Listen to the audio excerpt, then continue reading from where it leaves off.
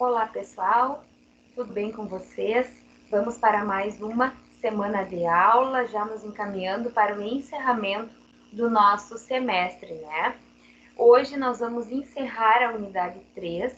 Na semana passada nós tivemos aula ao vivo, na qual nós trabalhamos as teorias da ação, o conceito de ação, de processo, os elementos da ação, e restou pendente, então, o último tópico, né, que é referente às condições da ação. Então, nós vamos iniciar essa aula de hoje falando sobre as condições da ação e logo, de imediato, nós passaremos, então, a nossa última unidade do livro didático desse semestre, que é a unidade 4.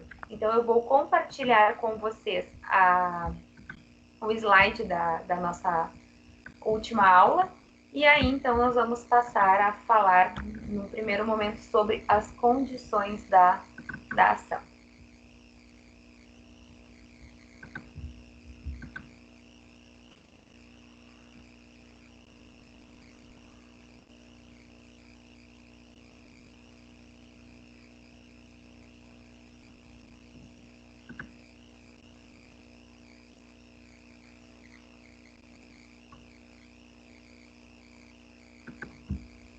Bom, vamos lá então.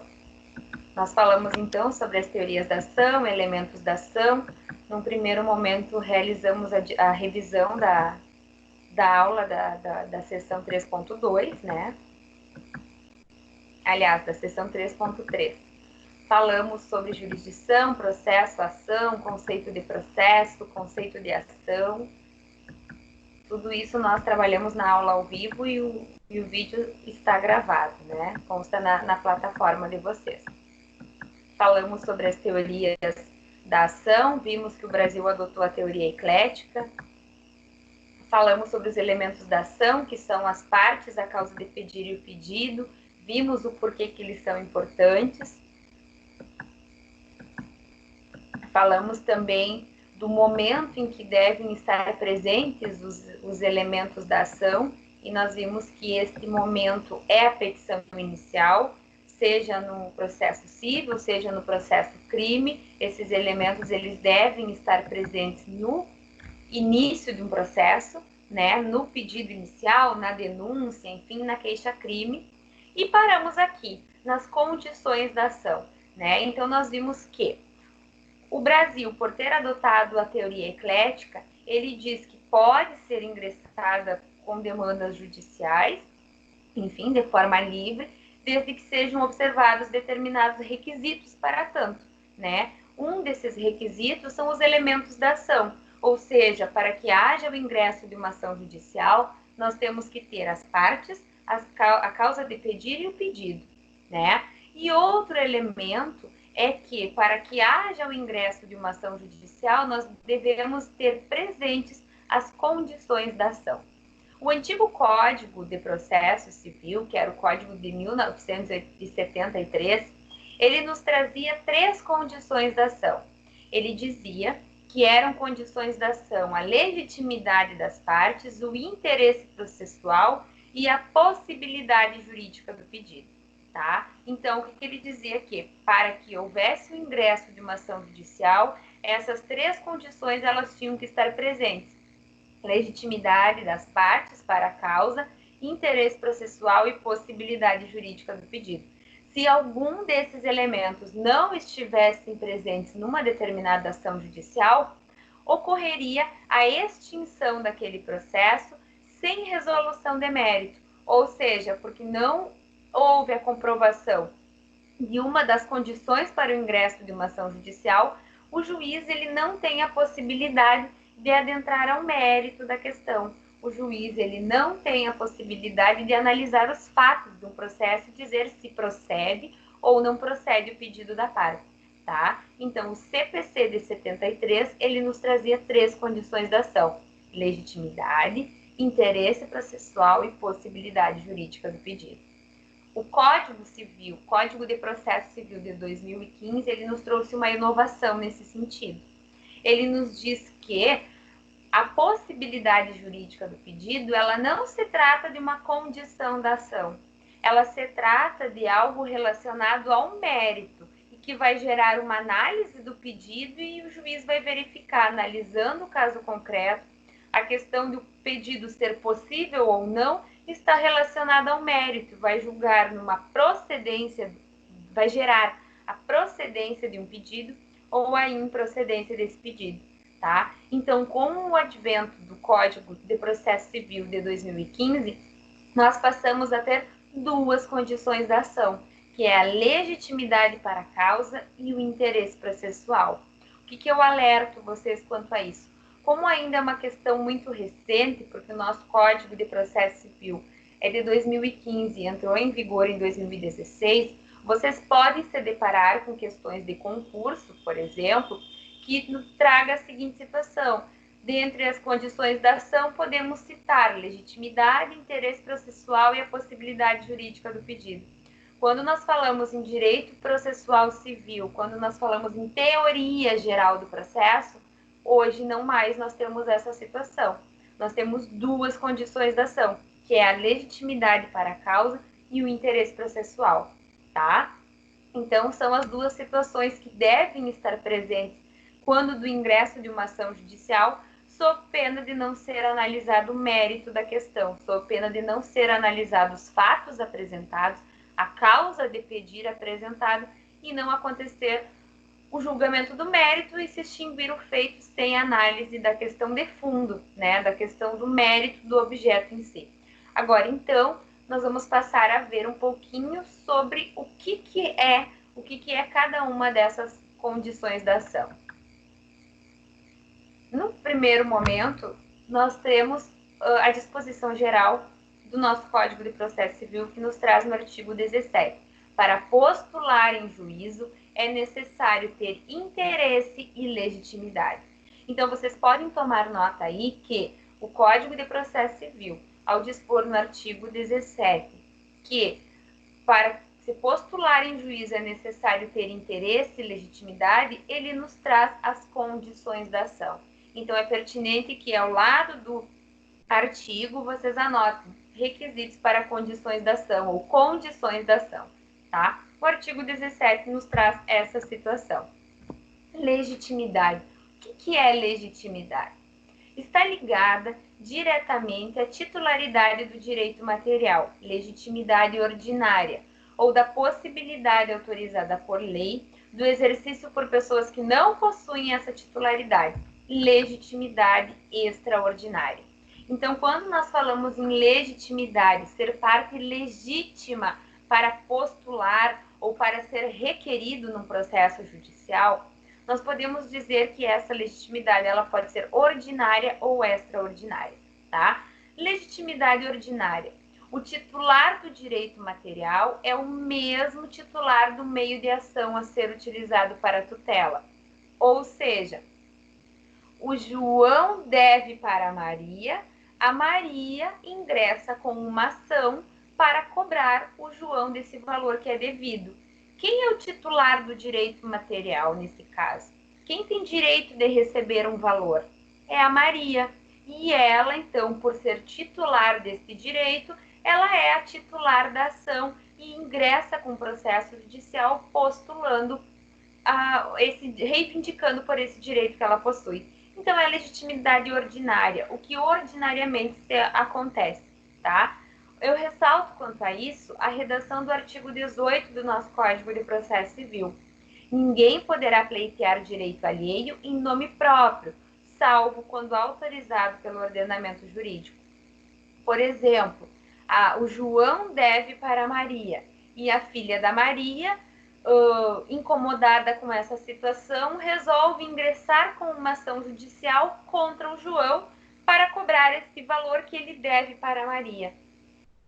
Eu tenho presente os elementos da condição da ação nesse caso? Não, porque a filha da Maria, ela não é titular do direito e ela também não se enquadra nas hipóteses legais em que ela pode substituir a Maria, nesse caso, e ingressar com uma ação judicial, tá? Então, quando eu falo em ingresso de ação judicial, a regra é que o titular do direito material, ou seja, aquele que quer reivindicar um direito que detém, seja para reparar um dano, seja numa ação de cobrança, seja na realização de um processo de queixa-crime, né, de ação privada, é ele quem detém legitimidade para ingressar com essa ação judicial. E se não for o titular do direito que ingressar com essa ação judicial, nós teremos a ausência de uma das condições da ação, que é a legitimidade das partes. E, em razão disso, o juiz ele não vai analisar o mérito e ele vai dizer, olha, essa pessoa ela não detém legitimidade para postular o direito alegado nesse processo. Em razão disso, julgo extinto o processo em razão sem resolver o mérito, ou seja, sem analisar o objeto, a causa de pedir, o pedido específico, em razão da ausência de uma das condições da ação, tá? Então, um exemplo típico é esse. Por exemplo, João deve para Maria uma determinada quantia e a filha da Maria ingressa em nome próprio com uma ação judicial para cobrar o João. A filha da Maria, ela tem legitimidade para, em nome próprio, postular um direito alheio, ou seja, postular um direito em nome da mãe dela? Não, tá? Então, essa ação vai ser julgada extinta porque a filha da Maria, não detém legitimidade para assim o pleitear, tá? Nós temos uma outra situação em relação à legitimidade, que é a legitimidade extraordinária. O que significa isso? Também chamada de substituição processual. O titular do direito material tutelado pode ser diferente do sujeito que é titular do direito de ação. A alteração na titularidade do direito de ação. O que significa isso? A legitimidade extraordinária é o que acontece, por exemplo, quando um grupo de pessoas reside num prédio, tá? E esse prédio, ele é formado por um condomínio. Então, há um interesse comum dos condôminos em ingressar com uma ação judicial de cobrança de um valor, de reparação de um dano, por exemplo, causado ao condomínio. E, ao invés de cada um dos condôminos ingressar com uma ação judicial, o condomínio vai ingressar com essa ação judicial, substituindo cada um dos moradores de um determinado prédio. Tá? Então, são situações, a legitimidade extraordinária, quando um determinado grupo de pessoas, eles estão inseridos dentro de uma condição maior que os torna único, né? E que, em razão dessa condição, o direito reivindicado por um é o mesmo direito reivindicado por outro. Podem anotar como exemplo da legitimação extraordinária a questão do condomínio. Ou seja, ao invés de cada condômino ingressar com uma ação judicial reivindicando um direito, como, por exemplo, de cada condômino ingressar com uma ação postulando uma reparação de danos causados ao condomínio, é o condomínio quem vai ingressar com a ação judicial, tá? Outra situação é de um sindicato, de um grupo de funcionários, ingressar com uma ação judicial reivindicando direitos dos funcionários de uma determinada categoria, tá? Também é uma questão de legitimidade extraordinária, ele está protegendo direitos que são coletivos a um determinado grupo de pessoas. Então, ele pode um sindicato ingressar com uma ação judicial e postular algum direito de uma categoria de trabalhadores? Pode, porque é algo comum a toda a classe, tá? Pode um condomínio ingressar com uma ação judicial e pleitear algo em benefício de seus condôminos? Pode, tá? Porque é um direito comum a todos eles, tá? Então, legitimidade ordinária é a regra, artigo 18 do Código de Processo Civil, ninguém poderá pleitear em nome próprio direito alheio, mas nós temos situações em que pode ocorrer essa situação, em que nós temos, por exemplo, um grupo de pessoas que está inserido diante de um contexto igual maior. E esse contexto igual e maior, por exemplo, condomínio, por exemplo, um sindicato, pode ingressar com uma ação e postular um direito que é igual a todos, tá? O que eu ressalto também, pessoal, quando eu falo em legitimidade e que eu falo no artigo 18 do Código de Processo Civil, de que ninguém poderá pleitear em nome próprio direito alheio, eu estou falando que a lógica também existe. Ou seja, eu não posso exigir de alguém um direito que ele não tem, né? Ou, por exemplo, vamos ao nosso caso do João e da Maria, tá? O João deve para a Maria.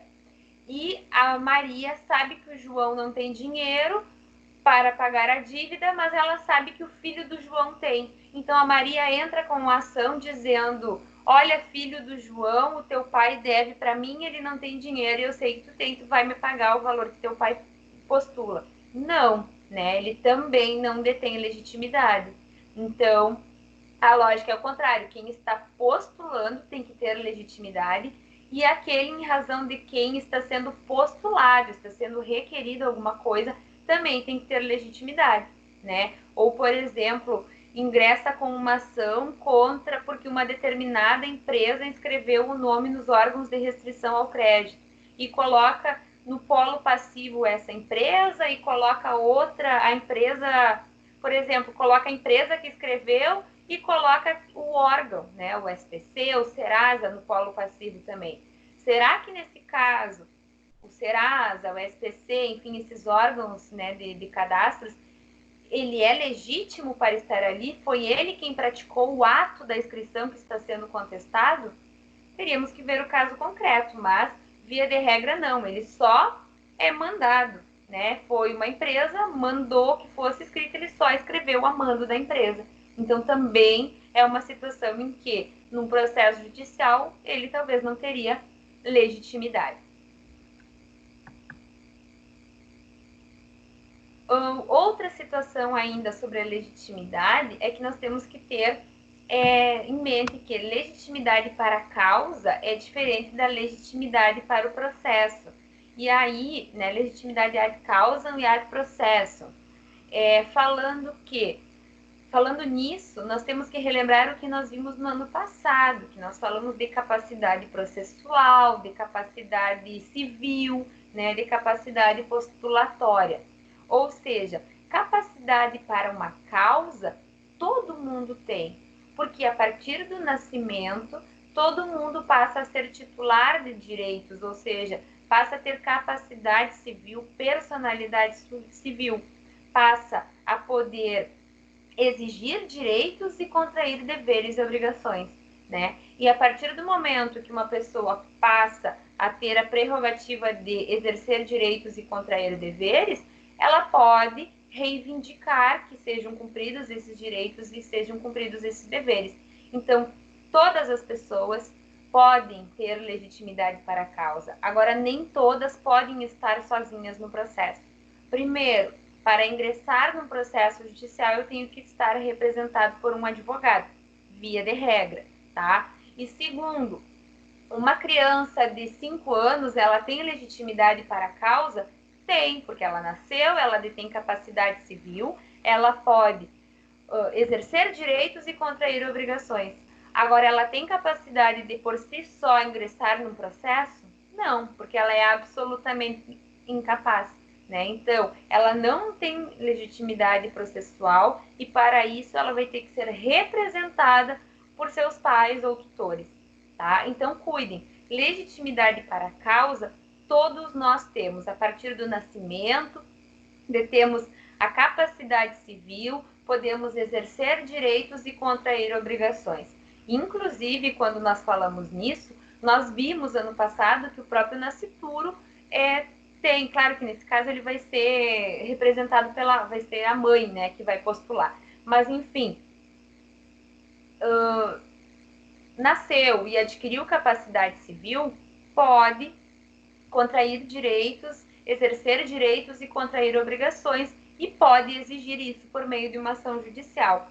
Agora, a forma que vai fazer isso é a legitimidade para o processo. E aí, quanto a isso, eu tenho que ter cuidados, porque um absolutamente incapaz, ele não tem por si só legitimidade processual. Ele vai ter que ser representado por seus pais ou tutores. O relativamente incapaz vai ter que ser assistido por seus pais ou tutores, tá? Então, cuidem com essa questão da legitimidade para a causa, que todos têm, e legitimidade para o processo, que temos situações em que há necessidade de representação, de assistência, e isso deve ser feito por meio de um advogado via de regra, tá? Outra condição da ação é o interesse processual, que também, pessoal, pode ser chamado de interesse de agir, ou seja, para ingressar com uma ação judicial, eu tenho que mostrar que eu tenho interesse de agir num processo, eu tenho interesse processual, tá? Quando nós falamos em interesse de agir ou interesse processual, nós falamos em algo que está relacionado a um binômio chamado necessidade e utilidade ou adequação, tá?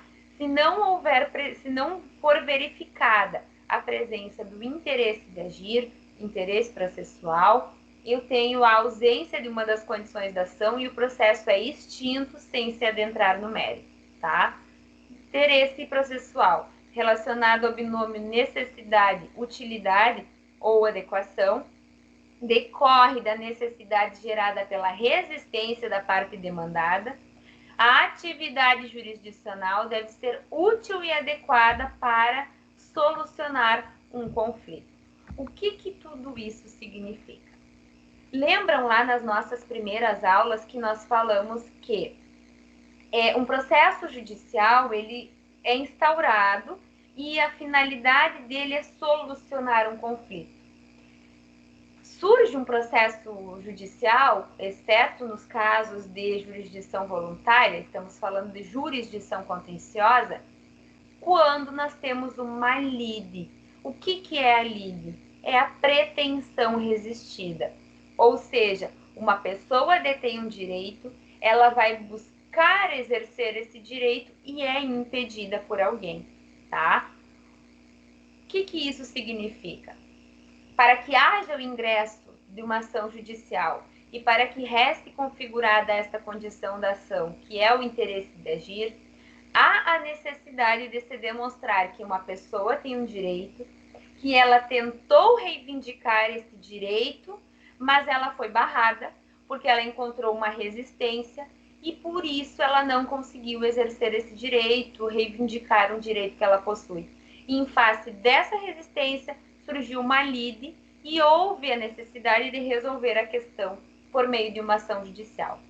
Então, isso é o interesse processual. Eu tenho que demonstrar que eu não consegui solucionar essa questão de forma pacífica, de forma extrajudicial, de forma administrativa. E diante de empecilhos que eu encontrei na via extrajudicial e não consegui solucionar o meu problema, é que surgiu o meu interesse de agir dentro de um processo, tá? Então, há uma necessidade de se instaurar um processo judicial. Por quê? Porque eu tentei resolver isso extrajudicialmente e eu não consegui. E a medida judicial vai ser útil e adequada para solucionar um determinado conflito. Então, se não ficar demonstrado que houve uma pretensão resistida e isso foi o que ensejou o ajuizamento da ação, se não ficar demonstrado o objetivo que se tem com aquela ação para fins de solucionar um conflito, eu não tenho presente o interesse processual. Há a falta de uma condição da ação e esse processo ele vai ser extinto sem resolver o mérito, sem resolver a questão, o objeto da demanda. Um exemplo disso, tá? Um exemplo bem comum é uma pessoa entra com uma ação buscando medicamentos contra o Estado. Ela alega que ela precisa tomar essa medicação e entra com uma ação judicial requerendo compelir o Estado a fornecer esses medicamentos. Essa pessoa, para ingressar com essa ação judicial, ela tem que comprovar a necessidade e a utilidade do provimento. Necessidade. Ela tem que demonstrar que ela tentou minimamente perante o Estado obter esse medicamento, que ela se dirigiu a uma secretaria de saúde, que ela foi numa farmácia popular, enfim, que ela fez um requerimento administrativo e esse pedido foi negado. A partir do momento que esse pedido foi negado, surgiu o quê? O interesse de agir num processo, porque ela sentiu a necessidade de ingressar com processo judicial diante de uma pretensão resistida, ou seja, o Estado não forneceu o medicamento. Isso vai ser útil? O processo vai ser útil e necessário para solucionar o conflito? Sim, porque por meio de um processo judicial vai se verificar se cabe ou não ao Estado fornecer o medicamento. Então, nesse exemplo que eu dei, houve a comprovação do interesse de agir. Agora, por exemplo, imaginemos um caso semelhante em que uma pessoa ingressa com uma ação judicial e postula a um determinado estado o fornecimento de medicamentos. Porém, ela em momento algum procurou a Secretaria de Saúde, em momento algum ela procurou uma farmácia popular, em momento algum ela entrou em contato com o Estado para postular esse medicamento. Ela ingressa de plano com uma ação judicial. Há interesse de agir nesse caso? Não. Por quê? Porque não houve uma pretensão resistida. Essa pessoa não provocou o Estado e o Estado não teve oportunidade de dizer extrajudicialmente forneço ou não forneço um medicamento, tá? Então, em razão disso, não houve a comprovação do interesse de agir. E esse processo ele vai ser extinto sem resolver o mérito, porque não houve o preenchimento de uma das condições da ação, tá? Então, outras situações, por exemplo, uma ação indenizatória de um acidente de trânsito, em que uma pessoa ingressa com uma ação judicial com a finalidade de cobrar, enfim, prejuízos, danos materiais de outra pessoa que causou esse acidente de trânsito, tá? E essa outra pessoa, ela diz que não é responsável pelo acidente. Quem causou o acidente, na verdade, foi o requerente, o autor de um processo.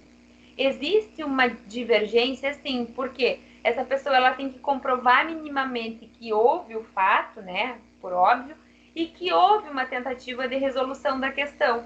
Mas como não se resolveu essa questão extrajudicialmente e veio essa outra parte e está no processo alegando que não, olha, não fui eu a responsável, foi o outro, mas verificado está que há um conflito de interesses. Então há uma demonstração de existência de interesse processual ou interesse de agir, tá? Então, dentro de um processo, nós precisamos ter a necessidade de a instauração de um processo judicial gerada pela resistência e também a utilidade para a resolução de um conflito. O que eu chamo a atenção para vocês em relação a isso é que já em tempos anteriores, hoje já é algo mais pacífico, mas ainda há discussão, em que ações como, por exemplo, ações de medicamentos, ações de pedido previdenciário, de concessão de benefício previdenciário, ações em que se ingressa com pedido de concessão do seguro DPVAT, tá? Se vocês pesquisarem nos sites do Tribunal de Justiça, no TRF da 4ª Região, do STJ, vocês vão ver várias discussões sobre o interesse de agir. Porque nós tínhamos e ainda temos até hoje ações judiciais no sentido de que a pessoa ingressa no Judiciário Estadual ou na Justiça Federal postulando um benefício previdenciário sem que antes ela tenha tido uma negativa na via administrativa, ou seja, perante o INSS. As pessoas ingressam com ações de cobrança buscando a indenização do seguro DPVAT, por exemplo, sem que antes tenham acionado a seguradora, né, que é responsável pelo pagamento do valor. E também nas próprias ações de medicamentos, em que as pessoas ingressam com uma ação de medicamentos sem antes ter provocado extrajudicialmente o Estado, a União ou então os municípios, né? O que se entende em razão disso? Claro que ainda há algumas discussões, mas via de regra se entende da seguinte forma: há a necessidade de comprovação do interesse de agir no sentido de que as partes realizaram diligências para fins de buscar e resolver a situação extrajudicialmente. O que não há necessidade é de esgotar a via extrajudicial, de esgotar as diligências administrativas para somente depois ingressar com uma ação judicial. Por exemplo, voltamos ao exemplo da ação de medicamentos. A pessoa não precisa esgotar todos os recursos na via administrativa para somente depois ingressar com uma ação judicial. Por quê? Porque ela pode simplesmente fazer um pedido administrativo e passar 1, 2, 3, 4 meses e esse pedido não ser analisado. A partir do momento em que houve um pedido e esse pedido está demorando para ser analisado, eu já tenho uma pretensão, eu já tenho uma resistência, né? Por quê? Porque há um direito, há um direito essencial, que é a proteção da saúde, há uma reivindicação ao próprio bem da vida, a proteção do bem da vida, e num determinado e essa pretensão não foi atendida de forma extrajudicial num tempo razoável. Lembram do princípio da razoável duração do processo? Nós podemos ver algo semelhante se aplicando na via extrajudicial, ou seja, eu não preciso esgotar o meio de resolução extrajudicial ou administrativo para somente depois entrar com uma ação. Não, eu tenho que ter num tempo razoável alguma resposta. E a partir do momento em que não houve essa resposta num tempo razoável, eu já começa a surgir a resistência de um pedido. Então, isso já confere interesse de agir, interesse processual. Então, quando você fala em interesse processual, interesse de agir em ações previdenciárias, em ações do seguro DPVAT, em ações de medicamentos, por exemplo, tenham em mente, não há necessidade de esgotar a via administrativa para comprovar o interesse de agir, mas há a necessidade de demonstrar que houve um requerimento, que houve uma provocação na via extrajudicial e num tempo razoável isso não foi atendido, o que gerou ferimento a algum direito que alguma pessoa detém e configurou assim o interesse de agir no processo, tá? Então, encerrando a unidade 3, são essas as duas condições da ação dispostas pelo nosso Código de Processo Civil e que são as condições da ação básicas, né, de teoria geral do processo. Quando vocês estudarem o processo penal, por exemplo, vocês vão verificar que mais elementos devem estar presentes. Mas, falando em condições da ação de teoria geral do processo e tendo por norte o nosso Código Processual Base, que é o Código de Processo Civil, hoje nós temos duas condições da ação. Legitimidade das partes, ou seja, eu tenho que ter legitimidade para reivindicar um determinado direito no processo, ninguém pode pleitear em nome próprio de direito alheio, e salvo as exceções da legitimidade extraordinária, como, por exemplo, um condomínio reivindicar direitos que são iguais para todos os seus condôminos. E além da legitimidade, nós temos também a questão do interesse processual. Eu tenho que demonstrar que, com o ingresso de uma ação judicial, que o ingresso de determinada ação judicial, ele é necessário em razão de uma pretensão resistida que surgiu e ele vai ser útil para a resolução de um conflito, tá? Encerrada a seção 3.4, encerramos a nossa unidade 3, né? E vamos iniciar agora o estudo da nossa unidade 4, a nossa última unidade do semestre. O que eu ressalto, pessoal? É uma unidade absolutamente relevante. Então, claro que chega essa época, ainda mais nessa situação que nós estamos vivendo, que é um momento de readaptação, de ter que readequar uma rotina de estudos em casa, mas é uma unidade importante, que assim como as outras unidades, é algo que vai acompanhar vocês na vida acadêmica e na vida profissional, tá? Nos exames da ordem, em provas de concurso público. O que nós vamos falar na unidade 4? Nós vamos falar hoje sobre a estrutura do Poder Judiciário. Então, nós vamos estudar, de um modo geral, como o Poder Judiciário é organizado no Brasil, em todo o país, tá? Nós vamos ver também as funções essenciais ao desempenho da atividade jurisdicional. Então, as funções essenciais da justiça para que haja a prestação da atividade jurisdicional. Isso é a aula de hoje. As próximas sessões da unidade, que também são absolutamente relevantes, elas vão nos trazer sobre intervenção de terceiro, sobre litisconsórcio. Será que Se existem duas pessoas que têm o mesmo direito, cada uma tem que entrar com uma ação judicial ou elas podem entrar com um processo só? O que é intervenção de terceiro? Tá? Então, é uma matéria muito relevante. Também nós vamos trabalhar sobre extinção de processos, suspensão de processos, em que situações ocorre, como um processo é extinto, em que situações ele pode ser suspenso.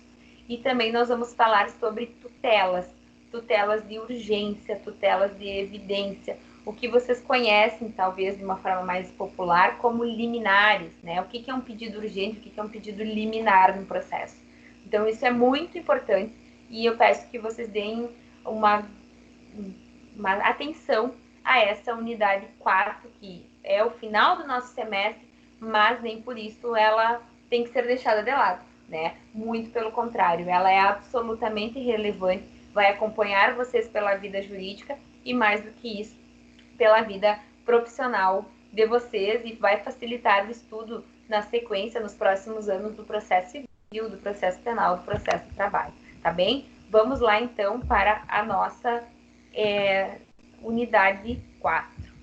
Só vou compartilhar aqui o slide com vocês. Esses slides também eu vou inserir no AVA, tá? Eles estarão disponíveis no AVA, como eu sempre faço, para que vocês possam acompanhar eles e possam assistir a aula acompanhando ele, né? Ter a gravação sempre junto com o slide, com o material. Vamos lá, então. Bom, foi um acento errado ali, mas enfim, desconsiderem esse acento indevido do essenciais, que não existe, tá? E nós vamos tratar hoje sobre as funções essenciais da justiça, essenciais sem acento, pelo amor de Deus, e sobre as partes, sobre as funções, as funções necessárias ao poder judiciário. No primeiro momento, pessoal, nós vamos falar então sobre a organização judiciária brasileira. A matéria da aula de hoje, ela é bem simples, tá? Mas ela é bem relevante. Inclusive, vocês vão verificar que eu inseri no corpo dos slides alguns vídeos. E esses vídeos, eles são bem oportunos que vocês assistam, né? Vídeos, ou então fiz referência a algum site, para que a gente possa ter um conhecimento maior sobre como funciona, como se organiza o Poder Judiciário no nosso país, tá? Então, a organização judiciária brasileira. O que é a organização judiciária brasileira? Ela nada mais é do que a estrutura do Poder Judiciário. Trata-se da estrutura do Poder Judiciário brasileiro, porque, embora o Poder Judiciário ele seja uno, né, nós falamos em um Poder Judiciário em todo o país, para que ele melhor possa se organizar, houve a divisão dele em vários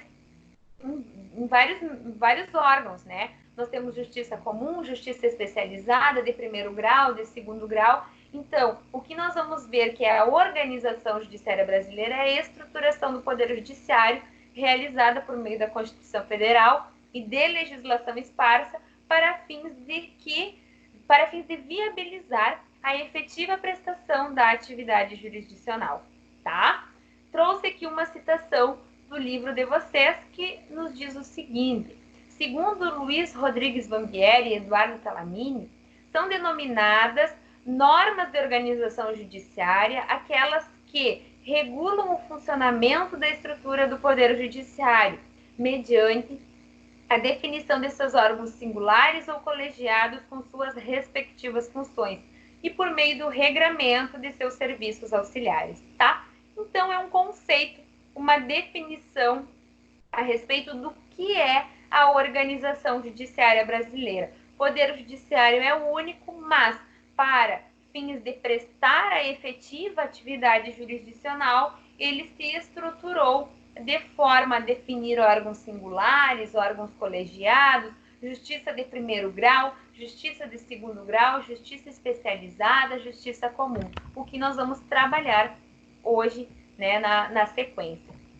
Essa organização judiciária, ela consta na nossa Constituição Federal, tá? No artigo 92 da Constituição Federal, ele define quais são os órgãos do Poder Judiciário, trazendo num primeiro momento o nosso órgão máximo, que é o STF, nosso Supremo Tribunal Federal, na sequência o Conselho Nacional de Justiça, algo que não estava previsto lá na Constituição de 88 e foi incluído como órgão do Poder Judiciário em 2004, tá? Pela emenda constitucional 45.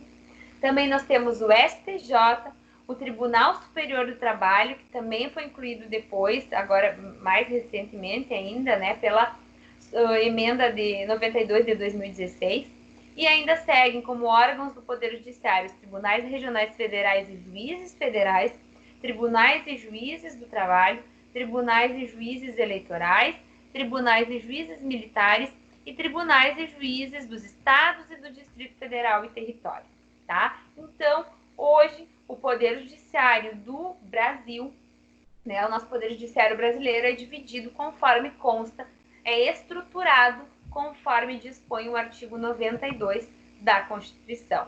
E aqui, esse organograma eu já tinha apresentado para vocês em alguma aula anterior, quando nós falamos de competência, então vocês já têm acesso a ele, mas pertinente também neste momento apresentar ele para vocês, né? Que no topo da organização do nosso Poder Judiciário brasileiro nós temos o nosso Supremo Tribunal Federal, nosso STF. Abaixo e ao lado dele, né, nós temos o nosso Conselho Nacional de Justiça, que está ao lado, e na sequência nós temos o nosso STJ, os tribunais superiores e as justiças, os tribunais e as justiças de primeiro grau, tá? Então, na sequência agora nós vamos conversar brevemente um pouquinho sobre cada um desses órgãos. Antes disso também, eu trago aqui para vocês um quadro que consta no livro, tá? Vejo que é absolutamente relevante. Por quê?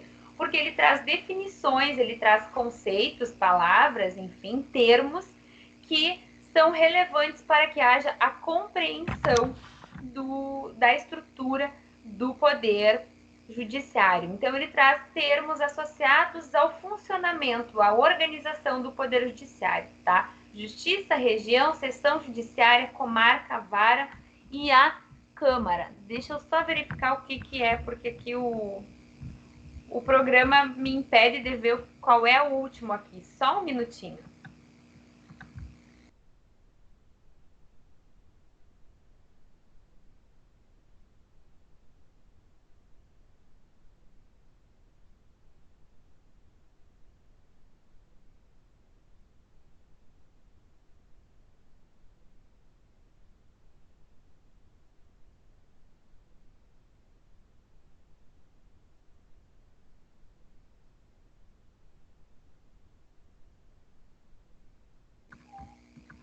Bom, vamos lá. Então, justiça, região, seção judiciária, comarca, vara, câmara ou instância, né, pessoal? É que o aplicativo aqui, o Teams, ele fica com a contagem do tempo e também as opções de compartilhar é bem baixo e aí eu não consigo ter acesso ao último. O que significa tudo isso, tá? São termos, são conceitos que são utilizados e que existem na estrutura do Poder Judiciário brasileiro. Justiça, tá? O que é a justiça? A justiça é o Poder Judiciário. É o conjunto de órgãos de primeiro e segundo grau que formam todo esse poder, que é o Poder Judiciário brasileiro. Então, quando nós falamos em justiça, nós falamos no Poder Judiciário. Até podem anotar embaixo, que é a mesma coisa que falar em Poder Judiciário. Ela pode ser estadual ou pode ser federal, né? Quando nós falamos em justiça estadual, nós falamos na justiça comum, e quando nós falamos na justiça federal, nós temos a militar, a comum e a do trabalho. O livro de vocês também, ele nos traz, aliás, na estadual nós temos a militar, tá? E quando nós falamos em federal, nós temos a comum e a do trabalho. O livro de vocês, ele traz a justiça eleitoral como atrelada à justiça estadual, tá? Mas ela possui vinculação com a União, tá? Embora ela seja exercida pelos juízes estaduais, né? Por isso que a vinculação com o Estado, mas nós temos, enfim, é uma vinculação federal que nós temos. Quando falamos em justiça, falamos no Poder Judiciário. Outro termo muito comum que vocês vão se deparar na organização do Poder Judiciário brasileiro é região. O que é região? É a divisão de território nacional em espaços geográficos para a implementação de órgãos de primeiro e segundo graus, da Justiça Federal e tribunais regionais federais. Um exemplo, Tribunal Regional Federal da Primeira Região, que abrange os estados de Minas Gerais e Espírito Santo. O que significa isso? Quando vocês ouvirem falar na estrutura do Poder Judiciário em região, é que para que haja a prestação da efetiva atividade jurisdicional, o Brasil ele foi dividido em regiões, tá? Por exemplo, vocês vão ver, nós vamos falar com mais precisão daqui a pouquinho, que nós temos a Justiça de primeiro grau e nós temos a Justiça de segundo grau. Quando nós falamos em Justiça Federal, o tribunal, tá? Ele não é só de um estado. Por exemplo, nós temos a Vara de Justiça, a Seção Judiciária Federal de Uruguaiana, que é a primeira instância, e ela está subordinada ao Tribunal Regional Federal. Esse Tribunal Regional Federal, como o próprio nome diz, ele não trata só das questões da Justiça Federal que existe no Rio Grande do Sul, mas houve o tribunal ele vincula estados. Por exemplo, o estado do Rio Grande do Sul, ele pertence ao Tribunal Regional Federal da quarta região, tá? Então, o país, ele foi dividido em regiões, nós temos 5 regiões em relação às quais ele foi dividido. O estado do Rio Grande do Sul, ele pertence à quarta região. Então, junto com Santa Catarina e Paraná, o estado do Rio Grande do Sul, em se tratando de Justiça Federal e também Justiça do Trabalho, ele está vinculado à quarta região.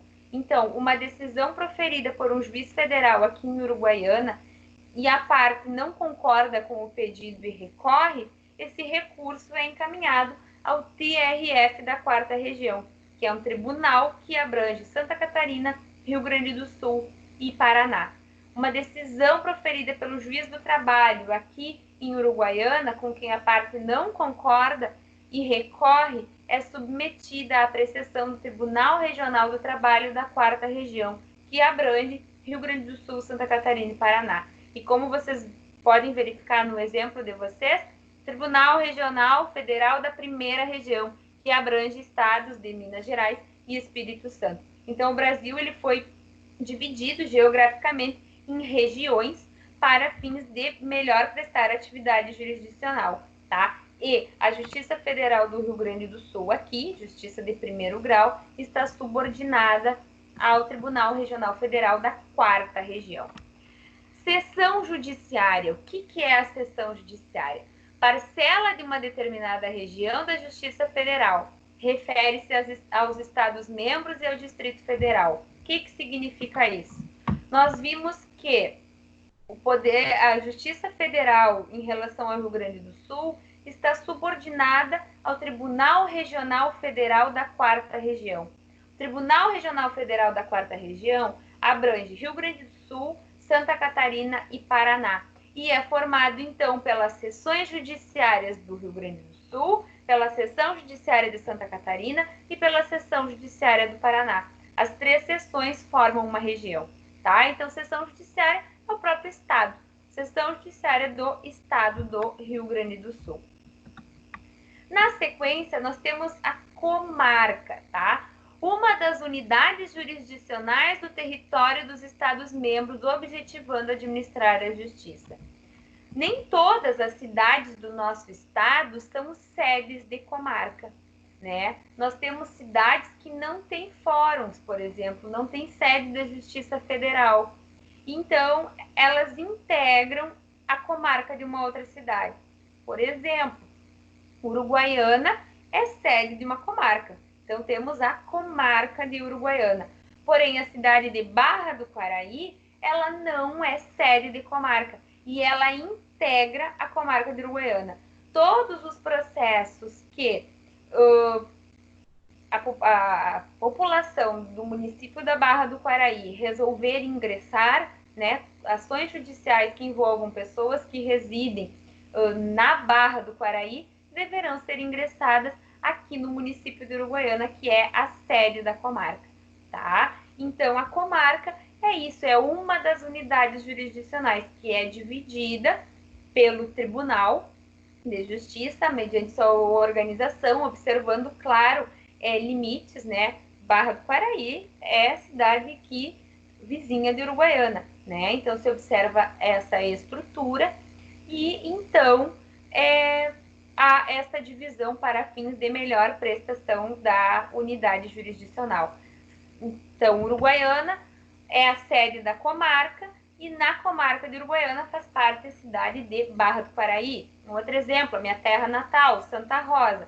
Santa Rosa é sede da comarca e da comarca de Santa Rosa, que é a cidade maior, fazem parte das cidades de Tuparendi e Porto Mauá, que são cidades menores, tá?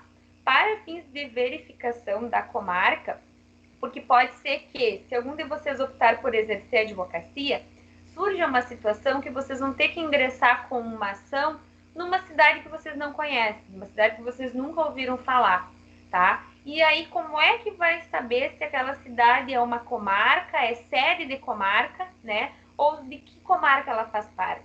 Vocês vão poder ingressar no site dos tribunais e no site dos tribunais consta a cidade, que é a sede da comarca, ou seja, onde está instalado o fórum, e as cidades em relação às quais a comarca fazem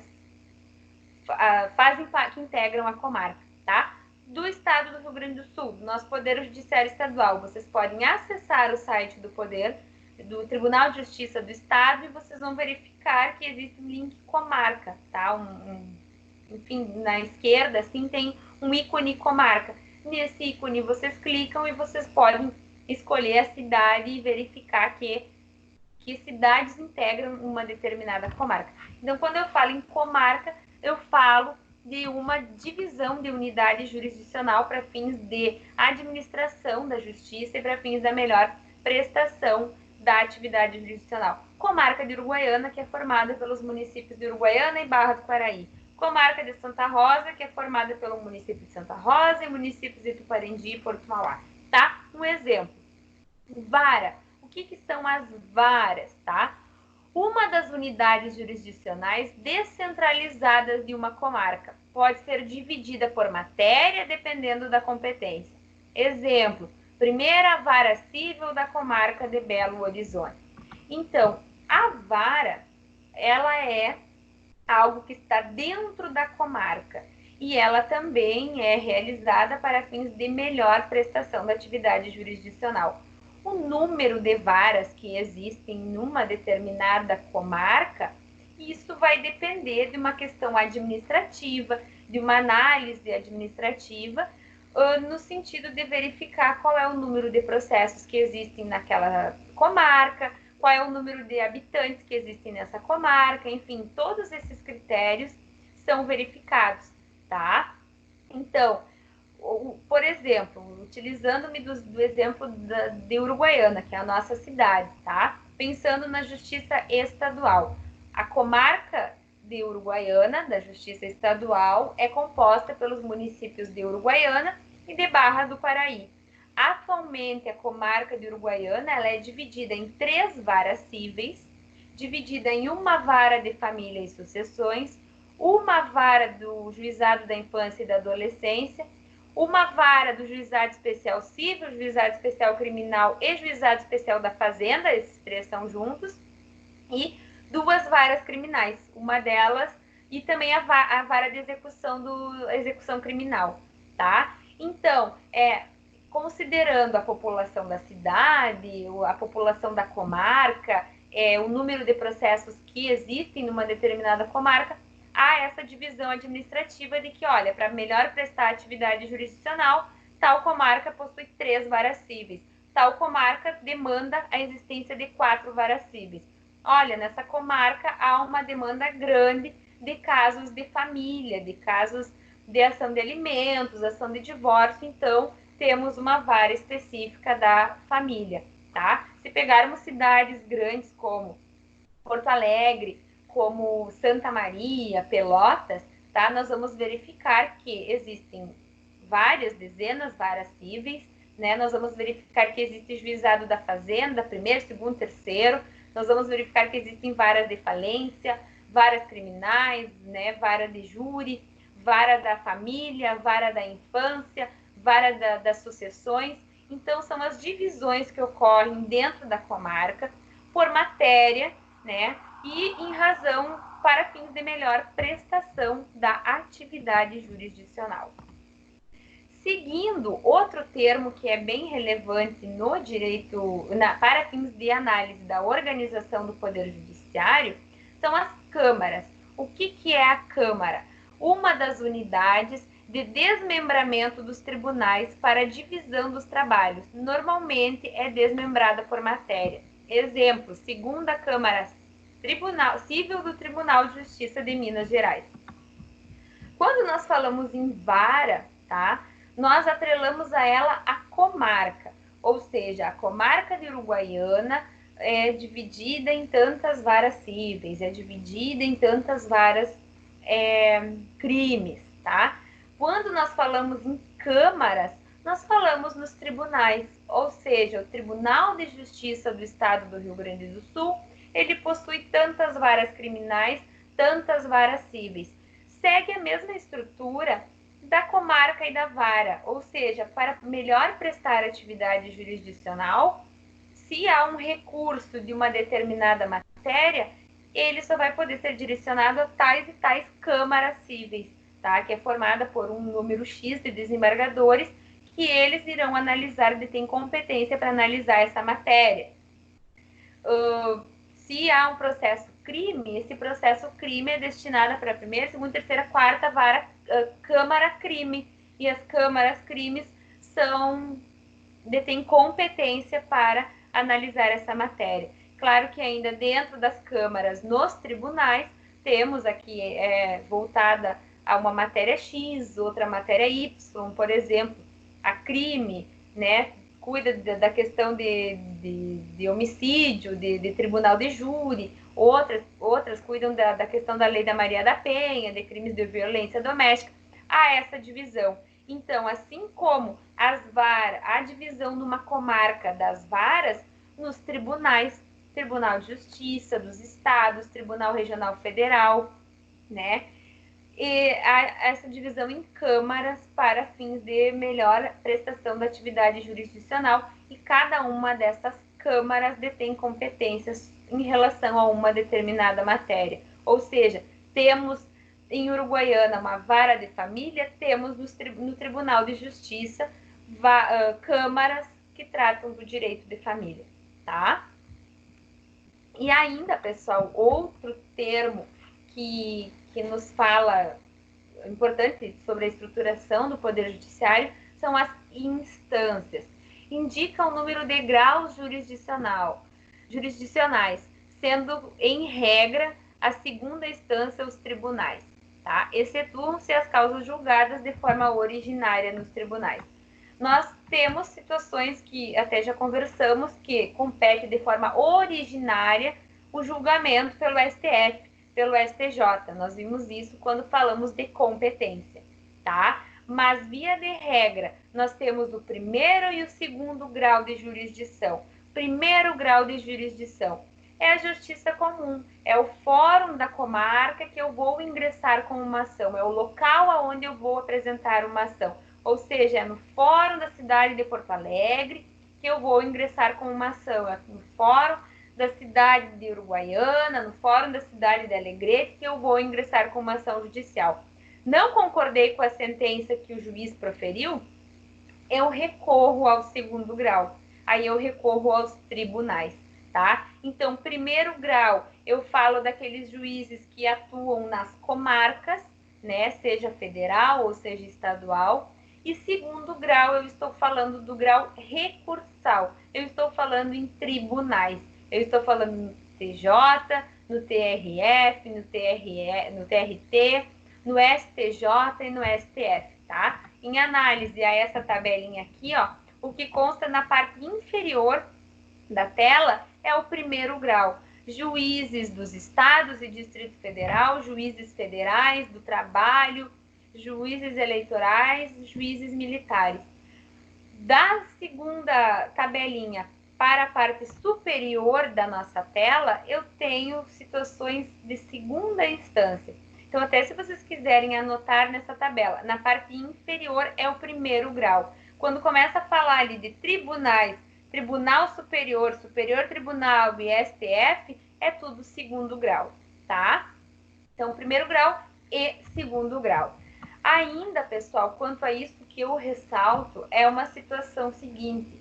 É quando nós falamos, até na estruturação do Poder Judiciário, quando nós temos as comarcas, essas comarcas elas são divididas em 3 fases.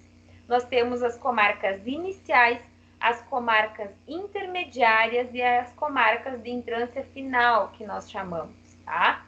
A comarca inicial, o que é a comarca inicial?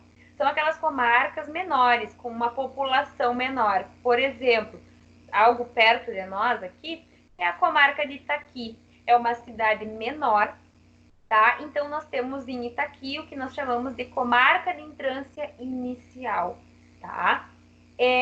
O que é diferente? Nela, nós não vamos ter uma vara civil, uma vara criminal, uma vara da infância. Nós vamos ter o que se chama de vara judicial. O juiz, numa entrância inicial, é o mesmo juiz que vai ser competente para as causas cíveis, criminais, da infância, do juizado especial, tá? É uma vara judicial que nós chamamos. Já no segundo momento, nós temos as comarcas intermediárias, tá? Que são de cidades maiores, mas nem tão grandes assim, que é o nosso caso. Uruguaiana, também temos Alegrete, temos São Borja, são cidades intermediárias.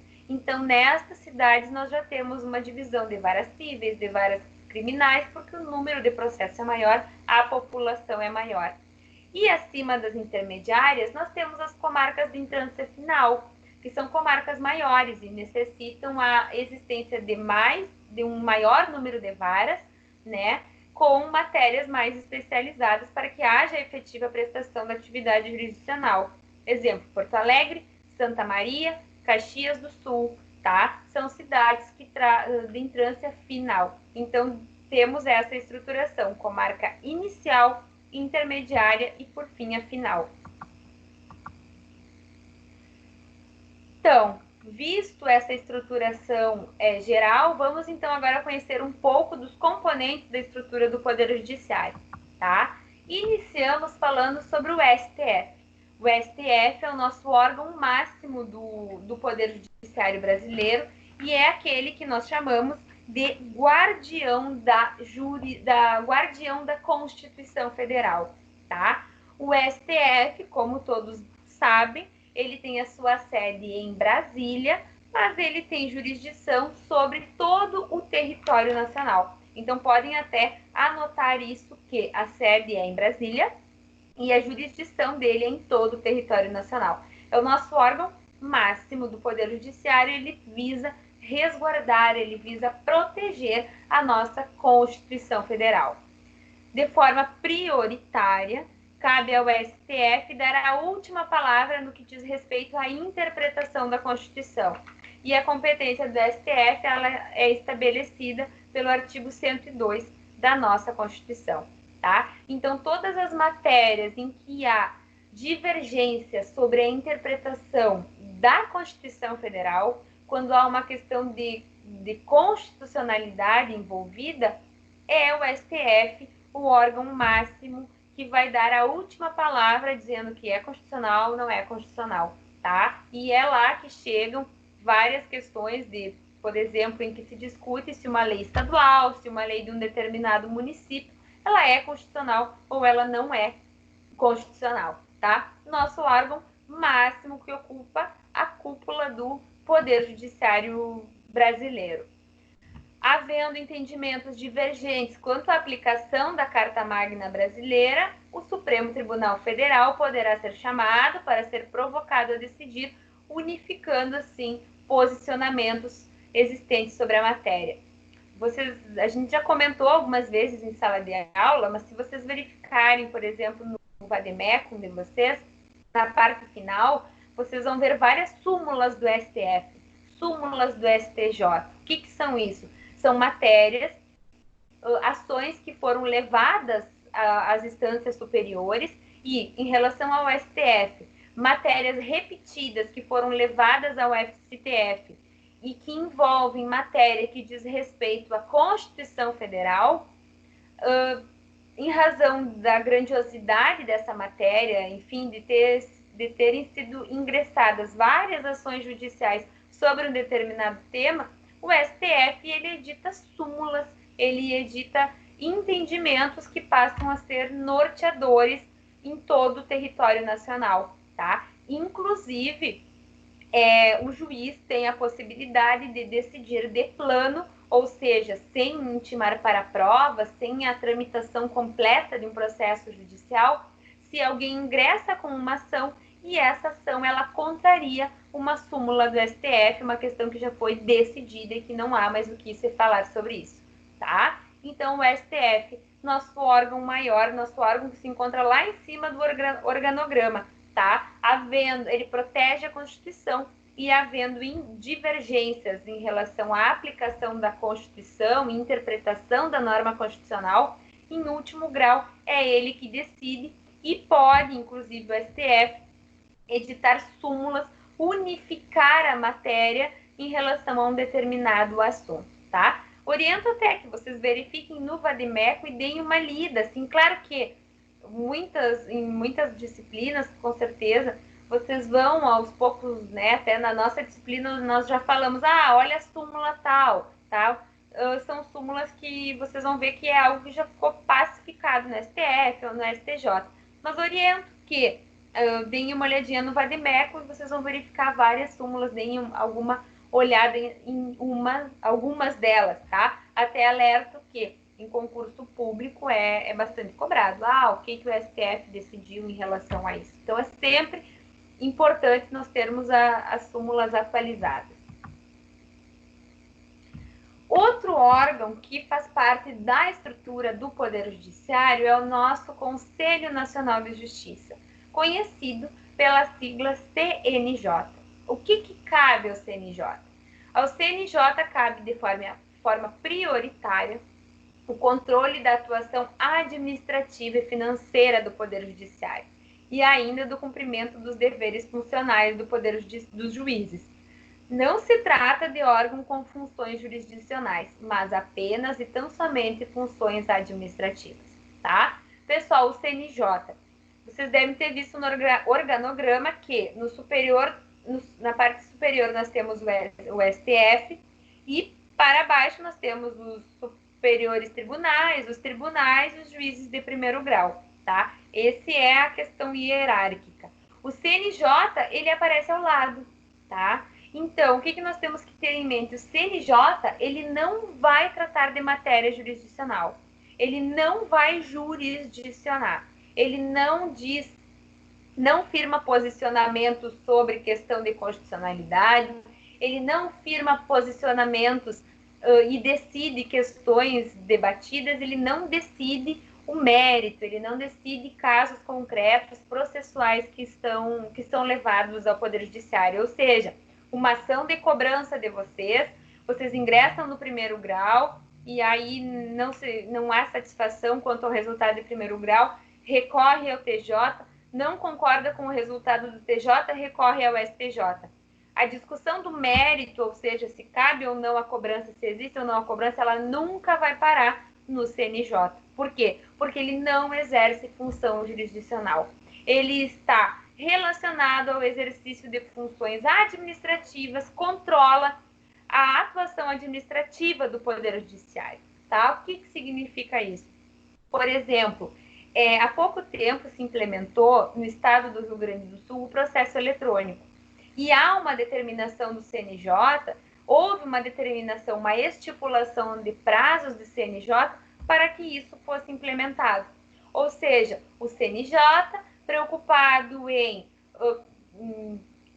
na efetiva prestação da atividade jurisdicional pelos tribunais, em controlar a forma administrativa a atuação administrativa do tribunal, para que ela se dê de forma mais célere, de forma eficaz. Ele controlou e estipulou um prazo para que o Tribunal de Justiça do Estado do Rio Grande do Sul implementasse o processo eletrônico. A implementação do processo eletrônico pelo Estado do Rio Grande do Sul é algo que envolve uma atividade jurisdicional? Não. A forma de implementar é algo que envolve a função administrativa do Tribunal de Justiça do Estado. Então, em razão disso, que o Conselho Nacional de Justiça interferiu nessa questão.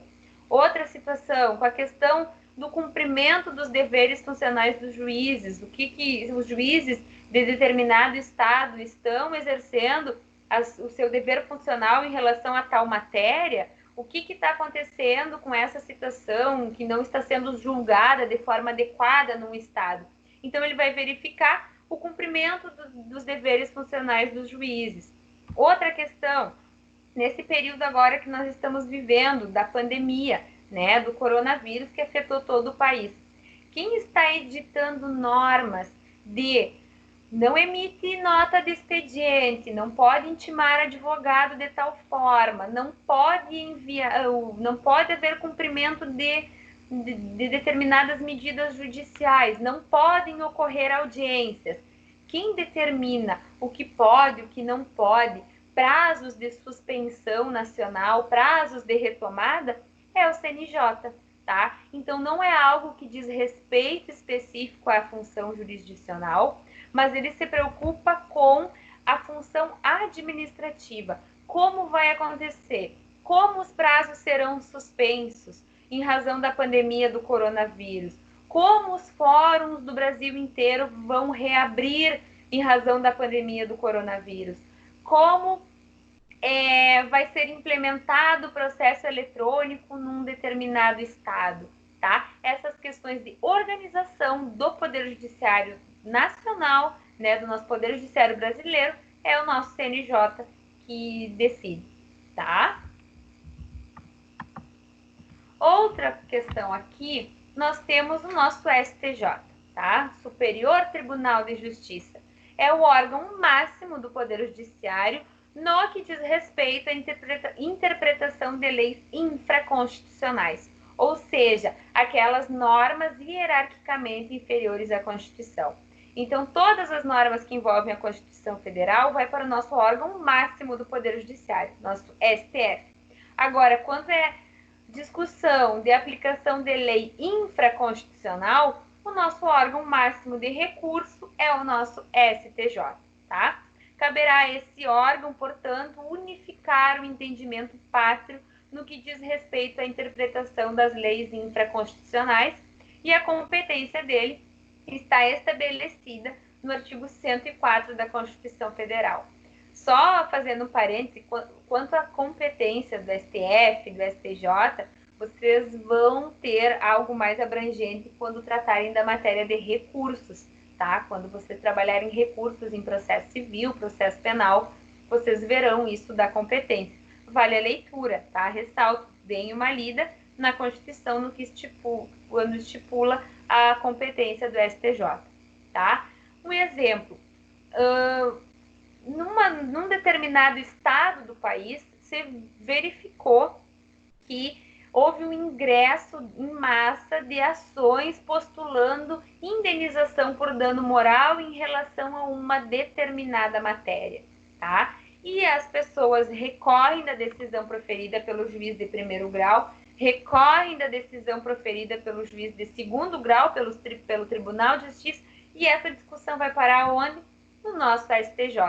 E o STJ, verificando que existem ações de massa sobre determinado assunto, ele para e unifica o entendimento, ou seja, ele julga o primeiro caso que chegou sobre a matéria, e esse caso ele serve de paradigma para outras situações. Ou seja, olha, nessa situação aqui cabe dano moral porque houve dano moral em ré ipsa porque houve ferimento. Nessa situação aqui não há que se falar em indenização por danos morais, tá? Um exemplo concreto várias ações foram ajuizadas no Poder Judiciário Estadual e de todo o país, né, envolvendo a questão de inscrições de dados das pessoas nos cadastros positivos, ou seja, empresas específicas coletam dados sobre o crédito de determinadas pessoas e quando essa pessoa ela vai numa loja efetuar a compra num crediário, por exemplo, essa empresa consulta e essas empresas que tratam do sistema positivo de crédito, elas dão uma pontuação de 0 a 1000. E quanto mais perto de 1000 essa pessoa chega, quer dizer que ela é uma pessoa que efetua, enfim, que ela tem um bom crédito, tá? Tem um bom conceito, um bom crédito. E várias ações surgiram em todo o país porque as pessoas começaram a ingressar com demandas judiciais dizendo que o fornecimento de dados delas para essas empresas e, consequentemente, essas empresas disponibilizando para outras empresas, para outras lojas, enfim, para o comércio em geral, isso era um certo abuso, que isso causava um determinado prejuízo. E, em razão disso, dessa demanda de massa, que foi ajuizada em todo o país, houve decisões de primeiro grau, ocorreram decisões recursais, e lá no final, então, essa questão foi levada ao STJ.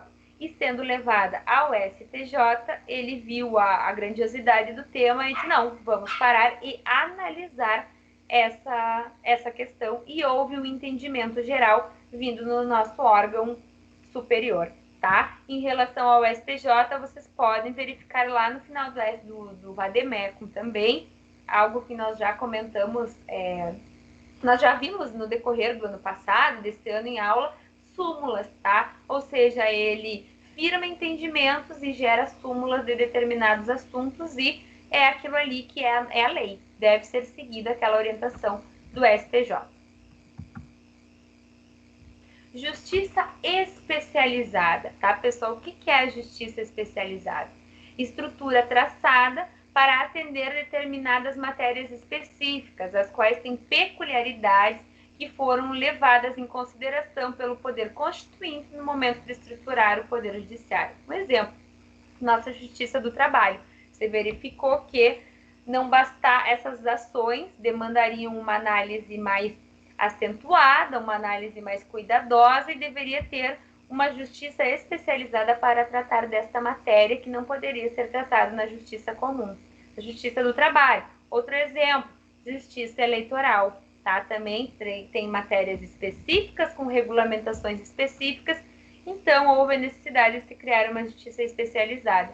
E também a justiça militar, né? Matéria específica que envolve militares e foi criada então uma justiça especial para isso. Então, quando nós falamos em justiça especializada no âmbito do Poder Judiciário brasileiro, nós temos a Justiça do Trabalho, a Justiça Eleitoral e também a nossa Justiça Militar. E aqui, então, consta essa exemplificação, tá? Quando eu falo em Justiça do Trabalho, eu estou falando da Justiça do Trabalho do primeiro grau, por exemplo, aqui em Uruguaiana, eu estou falando do Tribunal Regional do Trabalho da 4ª Região, em Porto Alegre, e eu estou falando do Tribunal Superior do Trabalho, que fica lá em Brasília, tá? De um modo geral. E, de outro lado, nós temos a Justiça Comum. A Justiça Comum, ela é composta pelos Tribunais Regionais Federais e Juízes Federais, tá? E composta pelos tribunais e juízes dos estados e do Distrito Federal e territórios. Então, quando nós falamos em... Só um minutinho, pessoal.